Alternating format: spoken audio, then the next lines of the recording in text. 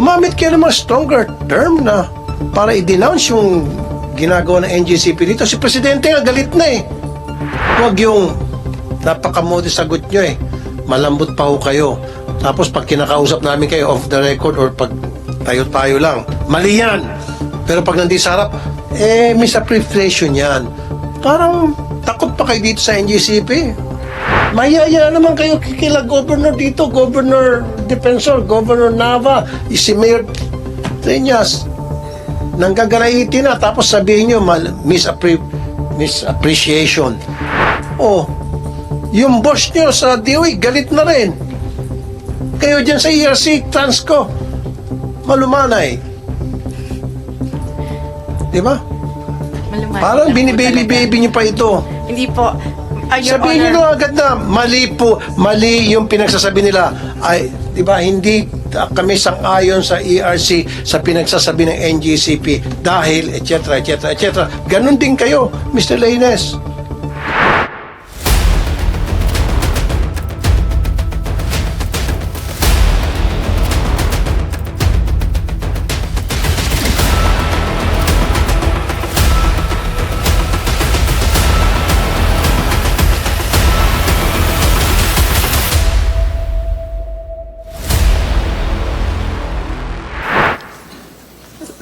Senator Francis Tolentino, I believe he also filed a resolution pertaining to what we'll be talking about today, which we will discuss later.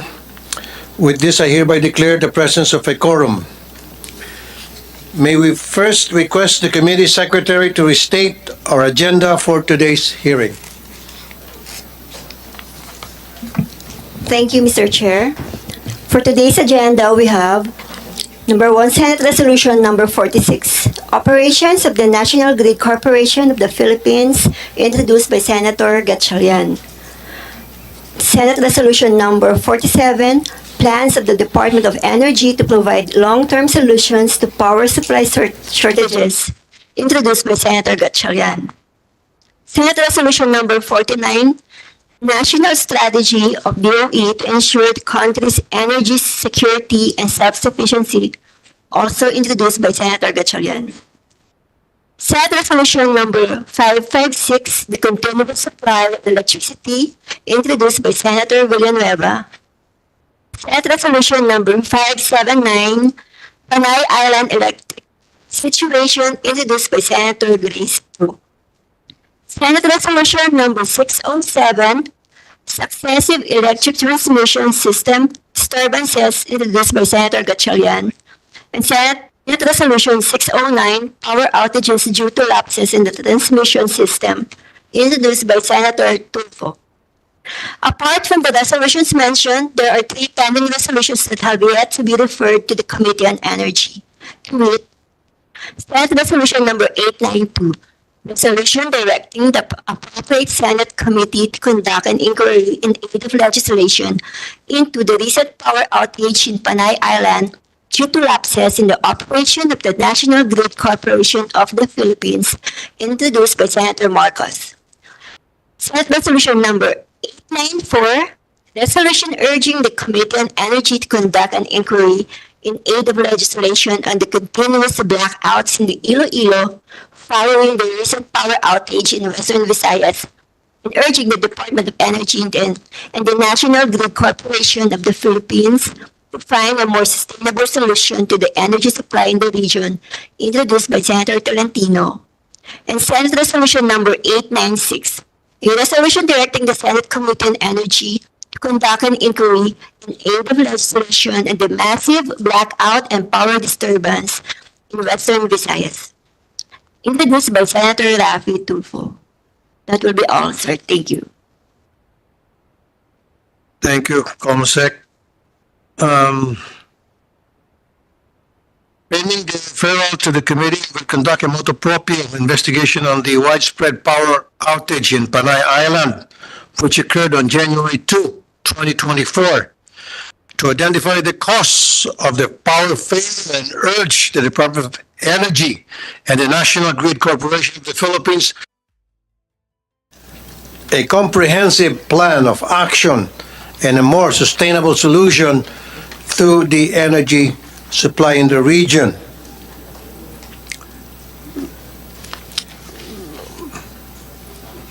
May we request the committee secretary to acknowledge the resource person present today? Okay, na-acknowledge na. And I would like to give my opening statement. Here we are again. Last January 2, 2024, Western Visayas, particularly Panay Island, experienced a power outage for about 3 days. Kung natatandaan po natin, a similar system disturbance that caused a major blackout in Negros and Panay happened last April. Ulitin ko po, here we are again. Same problem, same people, quite possibly same issues. Hiyang-hiya po ako sa mga tao ng Panay Island na naapektuhan ng blackout kasi nangyari na ito sa kanila noon. Yung pahirap na naidulot nito sa ating mga kababayan na hindi pwedeng baliwalain. Yung init, yung kawalan ng kasiguraduhan ay hindi pwedeng baliwalain. Yung pagsira sa mga kagamitan at produkto para sa negosyo, mga medical facilities na naapektuhan. Iloilo City Mayor Jerry Treñas said that Iloilo alone stands to lose 1.5 billion pesos due to the 3-day power outage. Excuse me. I can only imagine what the people of Panay Island went through. We owe it to them na hindi na ito mauulit.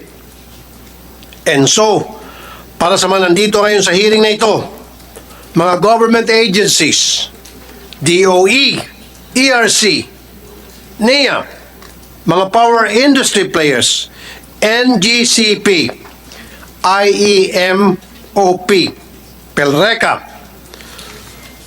excuse me, ang mga representatives of those affected by the power outage, particularly our local government executives, wag na po tayo magturuan. Base sa mga narinig ko at nababasa na mga statements sa balita, turo-turuan na lang ang ginagawa. Wala pong maitutulong ang ganitong klaseng usapin. Isa lang po ang request ko sa atin ngayon. Para mapabilis ang hearing natin, imbis na mag-Poncio Pilato o maghugas ng kamay, sana po kusa na ninyong ipaliwanag kung ano po ang inyong pagkukulang at bakit naulit ang pangyayaring ito sa Panay. What could have been done better? What changes should we make to prevent this from happening again? Our people deserve nothing less. Gumawa na tayo ng tunay na solusyon sa power integrity at grid stability sa Panay Island. Let's not wait for this to happen again or to happen in other similar areas. And so for today, gusto ko pong maliwanagan tayo sa apat na bagay. Una, what was the cause of the power outage? Lack of action from NGCP in implementing a manual load dropping. Nagkulang ba ang mga GENCO o power plants? Ano ang sanhi at bakit nag-trip at matagal nakabalik online? Pati na rin ang mga distribution utilities.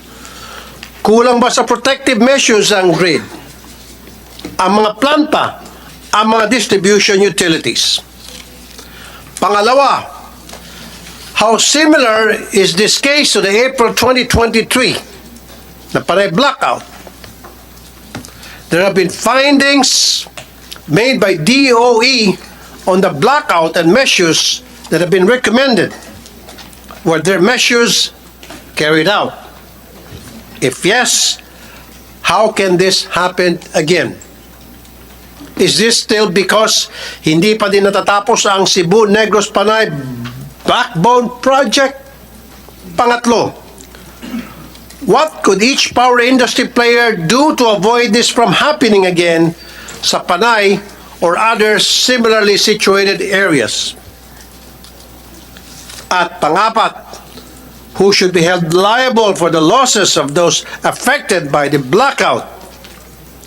What is the liability of those responsible for the blackout? Hindi pwedeng sorry na lang parati. Damage has been done and reparations need to be made.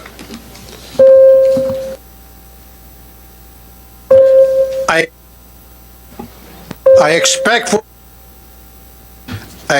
full cooperation from everyone today. Mahiya na lang tayo sa mga tao na naghirap at sa mga taong bayad ng napakamahal na kuryente. They really deserve better. And before I continue, I would like to acknowledge the presence of Senator Ruin Gatchalian. Good afternoon, sir.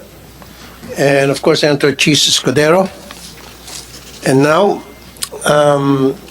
is there anybody from my colleague senator who would like to make an opening statement as well? Senator Riza, please. Salamat, Chair. Magandang araw at manigong bagong taon po sa ating lahat. Bagamat sa totoo lang, nakakalungkot at nakakagalit na gaya ng sinabi na ni Chair, nandito na naman tayo sa panibagong investigasyon para sa panibagong blackout na nagdulot na naman ng malaking aberya at pagdurusa sa ating mga kababayan. Wala pa ngang isang taon yung nakaraang investigasyon ng Senado sa issue ng power outage sa bansa. Hindi na tayo natuto. Hindi na tayo nadala. Noong Enero 2, 2024, malawakang power outage ang sumalubong sa milyon-milyon sa aking mga kasimanwa sa Panay at Guimaras. Nagtiis sa kadiliman ang napakaraming kababayan sa kanilang mga kabahayan habang napilay ang operasyon ng mga opisina ng gobyerno, ospital at eskwelahan. Malaking dagok ang dulot ng blackout sa mga negosyo. Gaya din ng sinabi ng chair, sa Iloilo City pa lang, tinatayang 1.5 billion pesos ang nawala sa economic output ng syudad dahil sa ilang araw na walang kuryente. Sana'y masagot sa ating investigasyon ang pangunahing tanong ng ating mga kababayan. Ano ba ang nangyari? At sino ba ang dapat managot sa malawakang blackout sa Panay at Guimaras? At mas mahalaga, paano ba natin masisiguro na hindi na mauulit muli ang blackout sa mga darating na linggo at buwan, lalo na't palapit na ang summer season? At the center of this fiasco is the National Grid Corporation of the Philippines. Mismong si Presidente at ang Department of Energy itinuturo ang pagkukulang ng NGCP sa tungkulin nito bilang system operator. I hope the NGCP will address today the many questions regarding their action or inaction during the critical hours of the blackout. Sino ang in charge sa operasyon ng NGCP noong Enero 2? Sino ang nasa likod ng desisyon na tila hindi kumilos sa 2-hour window of opportunity para pigilan ang massive outage? Nagkaroon ba ng sapat na walang kamatayang ancillary services na dapat ay sasalo sa sistema tuwing may disturbance, ayon na rin sa Philippine Grid Code? Sa mga reports na pinalabas, bakit walang real-time system profile updates mula sa NGCP bago at noong kalagitnaan ng blackout? Kahit na may access ito sa Supervisory Control and Data Acquisition o SCADA system. At naisumite na ba ng NGCP ang SCADA logs sa mga ahensya gaya ng Energy Regulatory Commission? Sa kabilang banda, sana ay makuha din natin ang kumpletong larawan ukol sa kritikal na papel ng power generation companies na nag-uugnay sa masalimuot na insidenteng ito. I also want to know more from the energy experts about the issues regarding frequency and system under voltage and why understanding these technical issues is important for our comprehensive evaluation of what happened on Panay and Guimaras. Ang hiling ko sa NGCP at lahat ng ating resource persons, sana iwasan ang turoan at palusot. The millions affected by the blackout deserve full transparency and accountability, not cover-ups or excuses. All relevant information should be available for scrutiny by government and the public alike. In our previous hearings, Mr. Chair, I also have called out NGCP for its repeated failure to fulfill its obligations to the country, even as it rakes in billions in profits for its shareholders. Hindi pa rin natutugunan ang issue ng national security dahil sa 40% ownership ng China sa NGCP. Sinusulong din natin ipatupad na ang refund ng 200 billion pesos na pass-on charges ng NGCP sa mga consumer matapos i-disallow ito ng ERC noong nakaraang taon. Kung makukumpirma sa ating pagdinig na naging pabaya o incompetent ang NGCP sa obligasyon nito bilang system operator ng power grid ng bansa, oras na para simulan na ng Senado ang review ng mismong legislative franchise ng NGCP. Matagal na ring sinabi ng National Transmission Corporation o Transco na handa itong gampanan ang obligasyon ng NGCP bilang system operator. It is time for the dysfunctional cycle of unending blackouts and expensive power costs to end. Kung hadlang ang NGCP sa pagtupad ng pangarap para magkaroon ng mura at maaasahang supply ng kuryente para sa bawat Pilipino, oras na para alisin ang hadlang na ito. Maraming salamat po, Mr. Chair. Thank you, Senator Rizal Ontiveros. Next to make his opening statement is Senator Francis Tolentino. Senator Tolentino. Thank you, Mr. Chairman. I join the chorus of our colleagues here in expressing disgust, disappointment, and outrage as to what happened during the first few days of January. It is similar to what happened last April 27 to be exact, 2023, last year.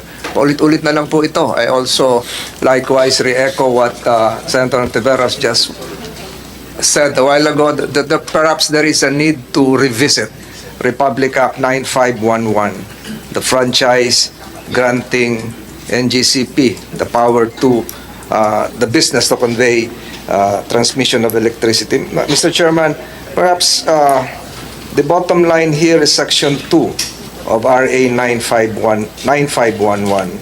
What is required by the common good? Ano po ba yung kailangan ng mga kababayan natin sa Panay? Kailangan po ba silang abisuhan? Kailangan po ba silang sabihan kung kailan marirestore ang elektrisidad?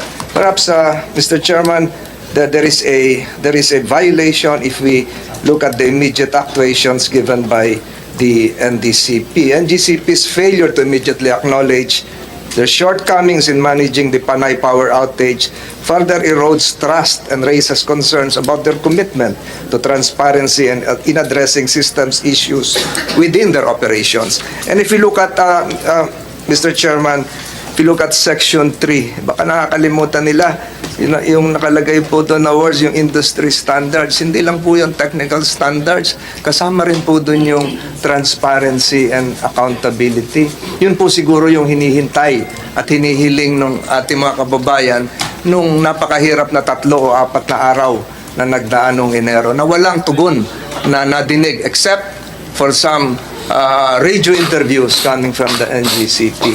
So kung natugunan po yon, palagay ko po ay kung hindi po natugunan yun noon, dapat po matugunan po sa committee hearing na ito. Again, Mr. Chairman, this representation is more than willing to craft immediate legislative changes insofar as Republic Act 9511 is concerned. Thank you, Mr. Chairman. I yield the microphone to colleague Senator. Thank you, Senator Tolentino. Now, to make his opening statement is the Vice Chairman of Committee of Energy, none other than Senator Win Gatchalian. Senator Gatchalian. Thank you, Mr. Chairman, and thank you for conducting this very important hearing. Happy New Year to everyone. Pagsulubong po ng bagong taon, halos 2 milyong consumers ho natin ang nawalan ng kuryente sa Panay Island dahil halos 3,351 megawatts in over 164 hours ang nawalan po ng kuryente ho sa sistema. At dahil ho dito, nabasa ko po sa mga news reports at ayon rin po sa planning offices ng Iloilo Province and Iloilo City, halos 5.7 billion pesos in terms of economic losses ang nawala sa Iloilo Province and the city. Sa mga ganitong panahon, Mr. Chairman, hindi na ho tayo mabubuhay na walang kuryente. No, ang kuryente parang tubig, parang hangin. It's very important not only for businesses but also for our daily sustenance. So, Mr. Chairman, I join our colleagues in looking for the truth. It's important not to repeat this occurrence again. I guess this is, kagaya ho ng nasabi ho ng ating mga kasama, this is the second time around. But my fear is summer is fast approaching. We have El Nino in our midst. And if we don't find a solution and we don't hold the actors to account, this might become a real and dangerous problem when the summer comes in. So, Mr. Chairman, again, I join our colleagues to look for solutions, but as well as holding people to account in what to what happened in Panay Island. Thank you, Mr. Chairman. Thank you, Vice Chair, Senator Win Gatchalian. And next to make his opening statement is Senator Chis Escudero. Senator Escudero. Thank you, Mr. Chairman. I wasn't prepared to make one, but I can. Inquiry in aid of legislation po ito para malaman at alamin kung ano nangyari. Hindi po namin layunin na maghusga pa sa puntong ito. Pero nais ko isa publiko at sabihin na sa industriya ng pagbibigay ng kuryente, 3 ang may malawak na papel na ginagampanan, 4 kung bibilangin ko ang mga ahensya ng pamahalaan. 3, namely, yung nagja-generate ng kuryente, ibig sabihin yung mga power plant, yung nagtatransmit ng kuryente mula sa mga power plant o NGCP, at yung nagdi-distribute ng kuryente sa mga consumers natin, household at mga negosyo at mga businesses. Nandun din ang pamahalaan, pang-4. Pinakamalawak na papel na ginagampanan ay ang ERC, sunod DOE, sunod ang IMAP na maganda namang nandito, upang matiyak na ginagawa ng lahat ang kanilang trabaho. Madaling ituro at ibaling ang sisi sa pinakamalaki sa kwarto, ika nga, at yan ay ang NGCP. Subalit kung wala naman silang kuryenteng iyahatid, wala namang madedeliver sa distribution utility din. Nais ko pagbigay alam sa ating mga kasamahan, hindi lamang sa komite, pero sa ating imbitado mga bisita, na sinuri ko na ang technical report na nanggagaling sa iba't ibang hensya kaugnay nito. At mas magandang manggaling sa inyo bago namin questionin yung kada stage ng nangyari, kung ano ba talaga at saan ba talaga nagsimula. And if you ask me, Mr. Chairman, I'd rather that it start at 12 noon of January 2, and then timeline-wise, ano nangyari ng 12:09 nung bumagsak ang PEDC 1, ilang megawatts yun, which is 83. Anong nangyari in between at kung may pwede bang gawin yung mga players dito, namely distributor, transmission, and power plant. Ano nangyari noong 2019 nung bumagsak ang PCEC, isa sa pinakamalaking generating power plants doon. At halos 1 segundo na lamang ang pagitan, sunod-sunod nang nagkaroon ng unscheduled shutdown lahat ng planta, kabilang ang submarine cable na nagkokonekta sa Negros dahil yung sistema na mismo ang nagdikta nun. Subalit, Mr. Chairman, pangunahan ko lang, base sa records na nakita ko, mula nung nawala ang PEDC 1 ng 12:09, pasok pa rin sa frequency na tinatalaga ng National Grid Code ang voltage, frequency at unbalanced. Ang tanong, kung pasok pa rin siya hanggang 219, bakit nag-trip o nagkaroon ng unscheduled shutdown ang PCPC? Ang issue para sa akin, Mr. Chairman, is baka kailangan i-adjust yung range o baka kailangan tingnan yung mga nagtitrigger sa breaker ng planta na mag-unscheduled shutdown para protektahan yung planta nila. Dahil siyempre, mahal yung mga plantang yan eh. Siyempre, gusto na lang huwag masira. Parang sa bahay lang yan na may transformer, di ba? Ayaw mo masira. So, dapat makita natin yung mga standards na yon sa investigation ito para makita at malaman kung paano ito may iwasan sa darating na panahon. Just a final note, Mr. Chairman, the National Grid Code needs to be reviewed, if you ask me, because if it is still within the range provided for in the National Grid Code, insofar as frequency, voltage, unbalanced, and two other factors that determine these three. Correct me if I'm wrong, but the system operator is not allowed by the National Grid Code to make any interventions. He is only allowed to make interventions if it is beyond the range. The same is true for the power plant. Hindi pwedeng mag-manual shutdown, an unscheduled shutdown ng planta. Nang desisyon lang niya. Dapat pinagbibigay alam at sumusunod pa rin sa National Grid Code, and the National Grid Code is silent with respect to that. In fact, the National Grid Code merely says in passing that the power plant can switch it off, can do an unscheduled shutdown if it affects only frequency, and is silent about unbalance, silent about about voltage. These things need to be clarified so that protocols can be established to avoid a similar incidents from occurring in the future. And I have several recommendations, Mr. Chairman, which are a bit technical, but I'm sure our technical people here would more than understand what I will be referring to at the proper time. Thank you, Mr. Chairman.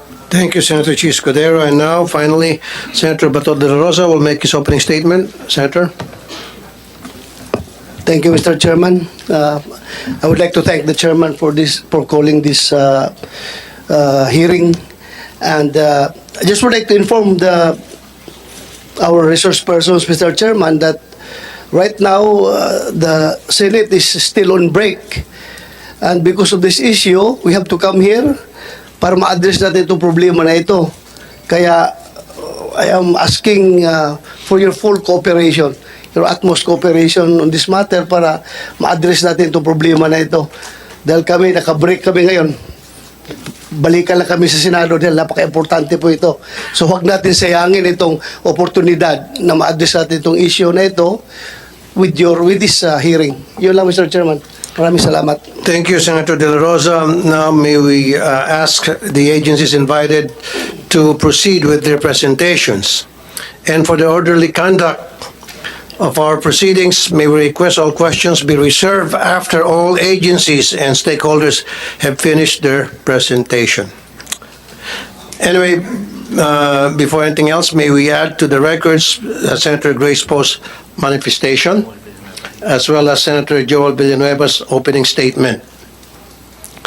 Now, let's start with the Department of Energy to make their presentation. Yusek Sharon Garin, the Undersecretary of DOE. Go ahead, Madam. Good afternoon, Mr. Chair, and good afternoon to all the senators that are present. For the Department of Energy, we would like to present together the different agencies have different functions in the case of energy. So the DOE will start and then followed by IMAP, which has a different perspective in the whole industry, and then followed by Transco, Mr. Chair, if you allow us, sir. Go ahead. Please proceed. We will, Assistant Secretary Mario Marasigan will start for DOE, followed by IMAP and then Transco. Thank you, sir. Okay. Assistant Secretary Mario Marasigan, you have the floor, sir. Thank you, Mr. Chair, and good afternoon to all, especially to our distinguished guests, members of the Committee on Energy of the Senate, and the local government officials. May I request the presentation? For the information of the attendees, the DOE will present only the sequences of events on what transpired from January 2 to January 5.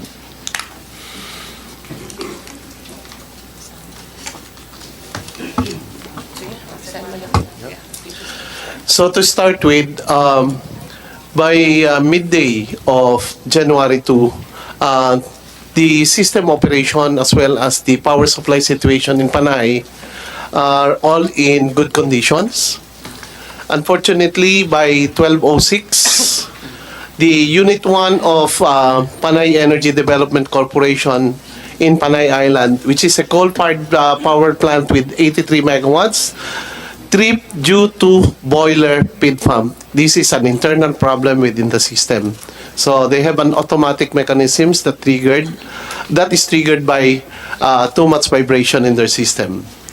2 hours after, or exactly at 2:19 p.m. on the same day, successive or almost simultaneous trippings of 6 power plants due to grid voltage imbalance happened. This was started with the 135 megawatt Palm Conception Power Corporation coal-fired power plant, the Unit 2 of Panay Energy Development Corporation with the same capacity with Unit 1 at 83 megawatts, the 50 megawatt of SPC Island Power Corporation's Diesel Power Plant Unit 3, the 15 megawatts PDP Unit 1, as well as the More Power Bards 101 and the 6.3 megawatt of Global Business Power Corporations, or otherwise known as the NABAS power plant. With more than 300 megawatts out of the system in terms of supply, this resulted to the outages on the feeder lines of the distribution utilities. So all of the electric cooperatives and distribution utility in Panay Island were affected almost exactly at the same time, 2:19 in the afternoon. By 1 hour after, or exactly at 3:07 in the afternoon, Panay suffered a total blackout due to isolation of Panay Island from the Visayan grids. The Bacolod, Barotac Viejo, or the Negros Panay 138 kV submarine cable trip at the time. Thereafter, or 3 minutes after, our system operator issued market intervention for Visayas. And another 14 minutes later, the Bacolod Barotac Viejo, or the Negros Panay 138 kV submarine cable was restored. Thereafter, the National Grid Corporation of the Philippines issued yellow alert notice for intervals at 4 o'clock to 9 o'clock in the evening. This is due to reported tin reserves in the Visayas grid. By 9:01, the yellow alert was lifted. And since some of the power plants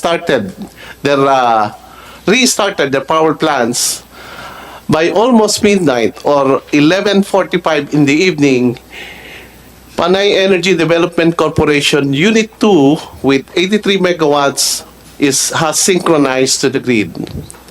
The following day, on January 3, at 7:45 in the morning, Panay Energy Development Corporation Excuse me, Unit 1. Assistant Secretary Marasigan, pwede bang i-flash natin yung timeline na binabanggit ni Mr. Marasigan? Para Mas madali po, Mr. Chairman. Mas madali Hindi natin namin kayo maintindihan. ma-follow Your narrative is good, but we Yeah. can visualize it. Sige pa. mas maganda kung merong COMSEC. Pwede ba? Para makita makita ng lahat. Mas mabilis kung nabivisualize namin eh. Inaayos na? Inaayos na. Kailan maayos bukas? Okay. Okay. Go ahead, Mr. Marasigan. Inaayos na raw. Sir. So kinabukasan po, if I may, no? Kinabukasan po, January 3, 7:45 po ng umaga. Yung pong PEDC Unit 1 ay sumunod na pong na-synchronize sa grid. So yung pong Unit 2 and Unit 1 magkasunod pong na-synchronize ko, nagkaroon po ng almost 160 megawatts na available na sa Panay. However, the other bigger plant, the PCPC or the Palm Conception Power Plant, remains to be undertaking troubleshooting kasi yung pong kanilang auxiliary unit na tinatarget nilang masynchronize between 10 o'clock in the evening, nagkaroon po sila ng koning problema. Or tinitingnan pa, nire-retest po nila yung kanilang sistema. While at almost 9:30 in the evening, Gemelco reported, yung pong Guimaras Electric Cooperative, nag-report po sila na meron na silang full supply. Hindi, may instruction pa rin po sa kanila na manual load dropping dahil hindi pa po stable yung supply.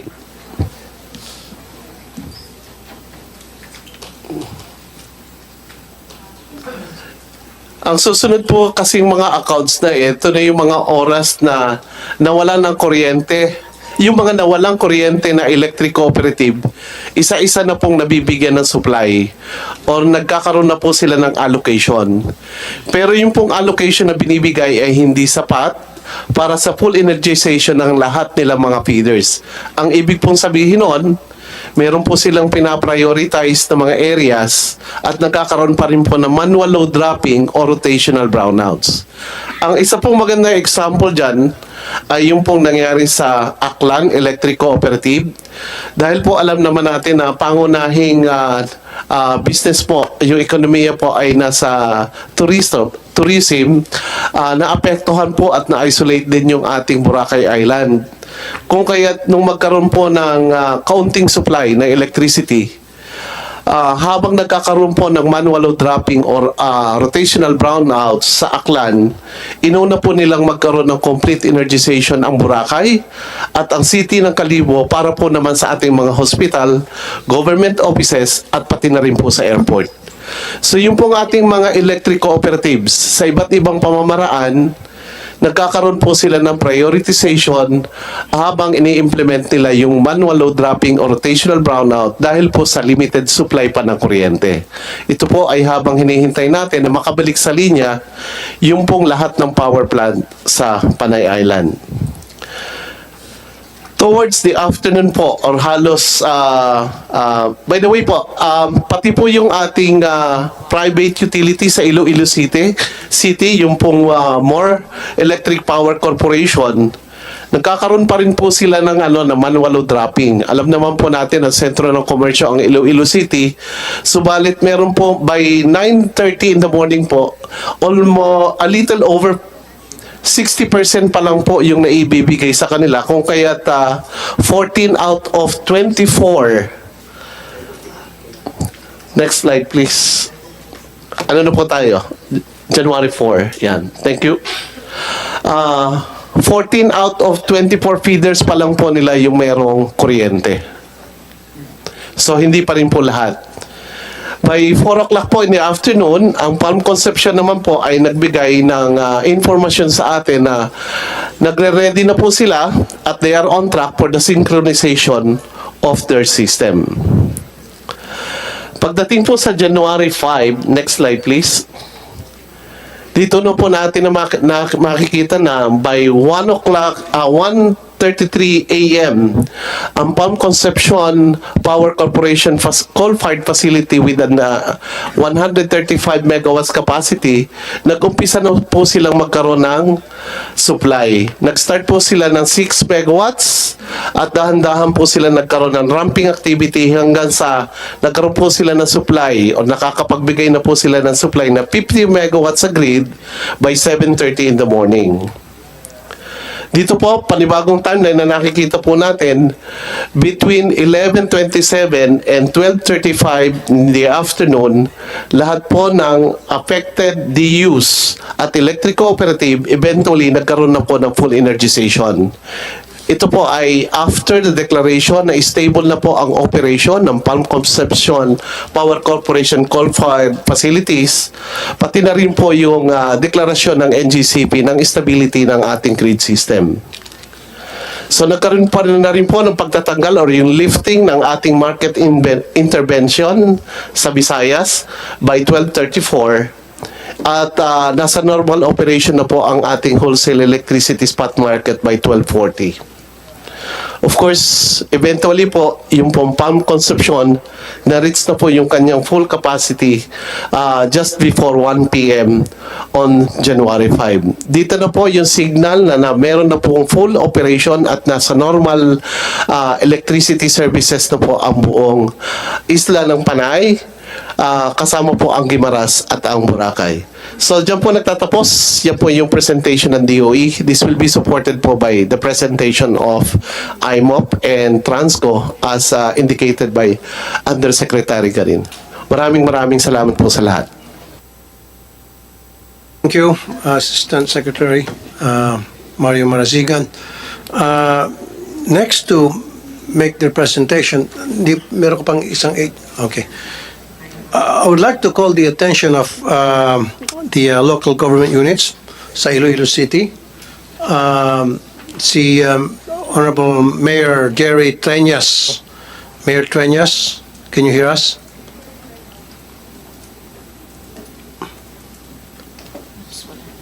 Wala kayong audio. Mayor Treñas. Nakamute ata po kayo, sir? Chair, Okay. Okay na po. Loud and clear na po kayo. Sige, go ahead, Mayor Treñas. Meron kayong gustong sasabihin? we have just a statement together with the statements of all the affected sectors which we sent already to your office. Mr. Chair, Your Honors, first of all, I would like to thank you for taking time and looking at the possible reasons for this 4-day blackout in Panay. We Ilonggos are known to be sweet or malambing and loving people. But these characteristics were tested and challenged when the 4-day blackout hit us last January 2 to 5 of this year.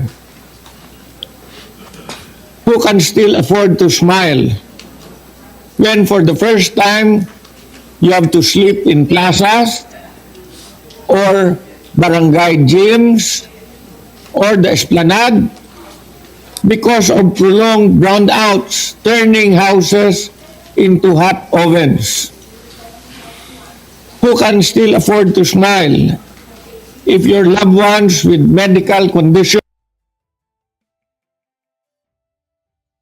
a comfortable environment, are suffering from inconvenience and discomfort due to rising temperature? The Iloilo City government had to address simultaneous concerns needing immediate attention to include setting up of charging stations in different areas of the city to ensure connectivity. Classes and work were suspended for 4 days.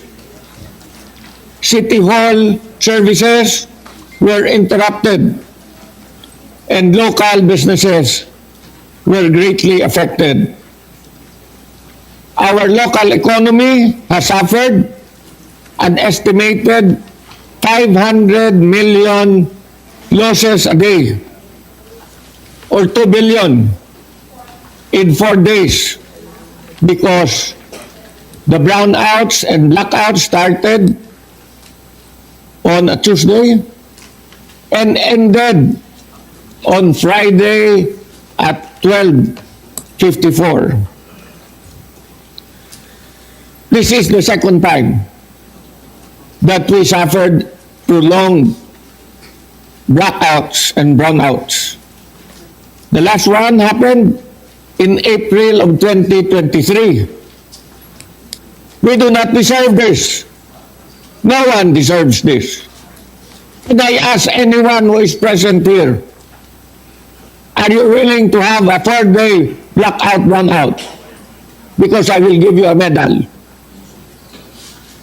As Mayor of Iloilo City and Chairman of the Infrastructure Development Committee of the Regional Development Council of Western Visayas, I am angry for the suffering of our beloved Ilonggos and the rest of Western Visayas, people affected by this region-wide power outage.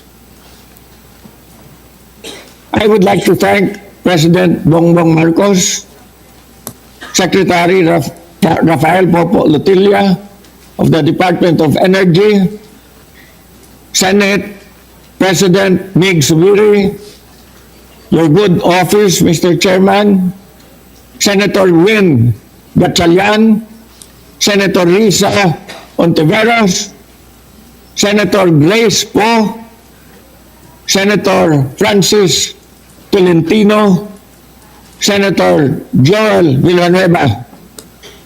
We will not forget you. I promise you, your names will be written in stone because you felt also for your Ilonggo brothers. I thank also House Speaker Martin Romualdez and Congressman Sandro Marcos together with Jam Baronda for initiating inquiries in aid of legislation relative to the Panay blackouts. My question to all of you, Mr. Chair, Your Honors. Iloilo City alone suffered a loss of an estimated 2 billion pesos. Who is going to pay for this? We are looking for accountabilities. We are not going to sit down this time and just listen to all these inquiries. The last time this happened in April of 2023, nothing happened. No one was held accountable. Unfortunately, some of our friends in the legislature were trying to help defend those who are guilty. This time, we will not allow those people who are responsible to get away with this. How can this 4-day blackout, brownout happen in a country that is supposed to be one of the most developing countries in the ASEAN? Can you imagine this happening in Singapore? Can you imagine this happening in the NCR? That is why we are angry. And we want to hold those who are accountable. You must pay for this. Otherwise, we go on with this inquiry, nothing will happen. I am hoping that today, considering that our beloved senators, especially those whom I have mentioned, are seriously looking into this and not defending those who are guilty. I am waiting also that after this inquiry, we will see who is accountable, and those who are accountable should be made to pay. We are serious this time, and we want ultimately the Senate and the House of Representatives together to punish those who are accountable and to hold them accountable for these losses, especially in my beloved city. Who can pay for those who slept in the plazas, who slept in the barangay gyms? Do you want that to happen also to you? So I ask you this time, find someone who is guilty and hold them accountable and let them pay. Thank you, Your Honors. Thank you, Mr. Chair. That's exactly what we're doing right now to find who is accountable to this problem. causes this brownout. Ito pong mga kalbaryong niranasan nyo 2 beses na, 2 in a row. At yan po yung dahilan kung bakit nandito tayo ngayon. At sabi niyo po, dapat maging seryoso tayo sa ginagawa nating hearing. For your information, lahat naman po ng hearing dito sa Senado, seryoso po. Wala po kaming ginagawang pabiro-biro dito. Lahat po ng klaseng hearing na dinidinig dito sa Senado ay puro seryoso po. Okay? FYI lamang po. And now, let's hear naman from the Governor of Iloilo, Governor Arthur Defensor, if he's there. Good afternoon, Mr. Chairman, and good afternoon to everyone. Honorable Governor Art Defensor, go ahead, sir. The floor is yours. for First your of all, we are presentation. very thankful to the chairman and the members of this committee for having this hearing immediately. We are here to plead for an immediate solution to the problem because we in Iloilo and the rest of Region 6, we are in danger of it happening again. This happened last April of 2023. It happened several days ago, and it can happen again. For us Ilonggos and the rest of Region 6, 2 things. The National Grid Corporation and others concerned should perfect the management of the national grid, because there is no room for mistake here.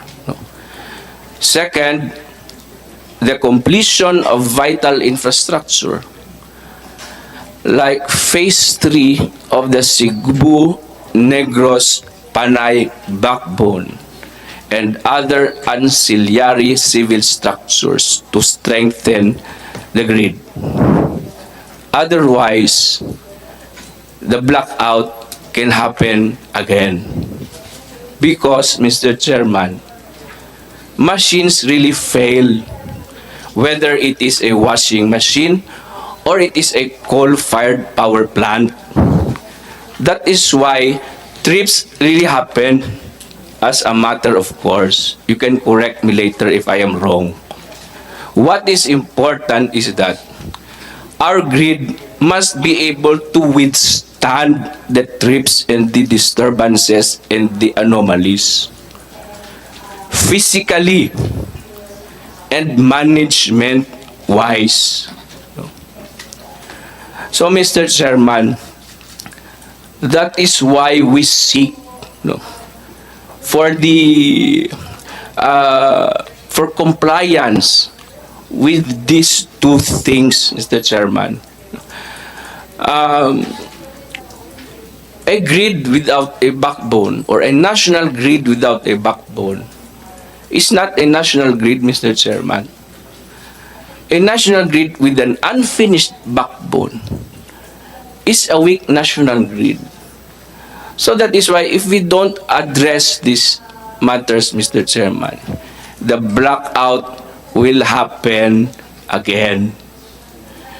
We have suffered 3.8 billion pesos damage. That is loss of load translated to economic loss, Mr. Chairman.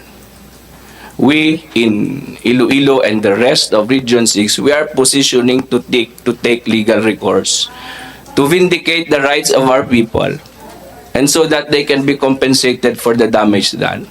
And more importantly, to exert the strongest pressure so that the blackout will not happen again, Mr. Chairman. Again, we are very thankful to the committee for having this hearing immediately. And again, we are here to plead together with the rest of Region 6 for an immediate solution to the problem. Thank you and good afternoon.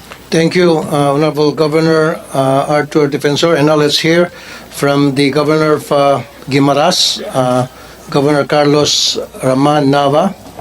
Governor Nava, sir. Thank you very much, Honorable Chair. To the honorable members of this committee, we would like to express our appreciation for the invitation and would like to manifest as well our support to this initiative. Notwithstanding this latest incident, last January 2, that affected the entire region, particularly Panay and Guimaras, which is similar to the event that happened last April of 2023. I'd like to inform this committee that we in Guimaras had experienced power interruptions. For 2023, not less than 60 hours of power interruptions, both scheduled and unscheduled. The same way, or in addition to what the other local executives have said, I would like to point on something that we need to be further informed. This is the swinging reserves. I would like to emphasize on this because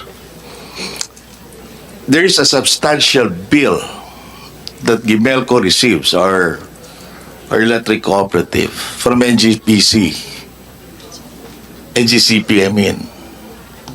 Substantial in the sense that it is somewhere more than 30% to more than 50% of the bill monthly. And we all know that is passed on to the consumers of ancillary support services, which includes one, contingency reserves, dispatchable reserves, and there's another one. Yeah. So I think this is meant to prevent incidents like this. And paying that much on a monthly basis to guarantee incidents that this would not happen, I think that's too much for us consumers. So I think this should be put under review on top of the other problems that we're confronting right now. Nevertheless, it is our hope still that a way can be unlocked for us to come up with the proper solutions that would resolve this power and energy crisis that haunts our region for quite a long time now.